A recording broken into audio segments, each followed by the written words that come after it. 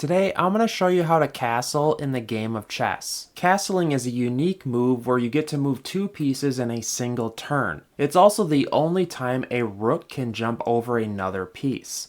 It might look like you're bending the rules, but it's completely legal. So be ready to show this video to your friends when they question your move. Castling only involves the king and the rook, and it happens when there are no pieces between them. You're allowed to move your king 2 squares, and when I place the king, the game takes over, shifting the rook over the king. That all happens in one turn, and just like that, your king is safely tucked away. Think of it as tucking him into bed, with these 3 pawns acting as a cozy blanket. The entire purpose of castling is to secure your king in a safer position. You can actually castle on the other side too. If you look at the black king, he could technically castle to the right, but if he moves 2 squares and the rook jumps over, it leaves a huge gap in his defense. Instead, black should castle with the other rook. The key rule is simple. The king always moves 2 spaces and the rook leaps over. Even if the black king seems to be a bit further from the edge, this is still correct. The king always moves exactly 2 squares. However, there are times when castling isn't allowed. If your king is in check, you can't castle. For example, if black moves the bishop to b4, white is in check and castling is no longer an option. Also, if you've already moved your king or the rook you want to castle with, you lose the ability to castle on that side. But if the other rook hasn't moved, you can still castle in that direction. Additionally, you cannot castle if the king would pass through check or land in check. For example, if white moves the bishop to g5, black wouldn't be allowed to castle left because the king would be crossing a square controlled by the bishop. The game won't even let you do it. If I try to move the king to c8, it rejects my move. Of course, black could still castle to the right, but it may not be a safe choice. And remember, you can never castle if your king would land in check. That's a fundamental chess rule. Try to castle in every game to keep your king protected. There you have it, guys. How to castle in the game of chess. Leave me a comment down below if you understand this, or if you need some help, hit me up. And before you go, guys, check out this video right here. I'm very confident you're gonna love it.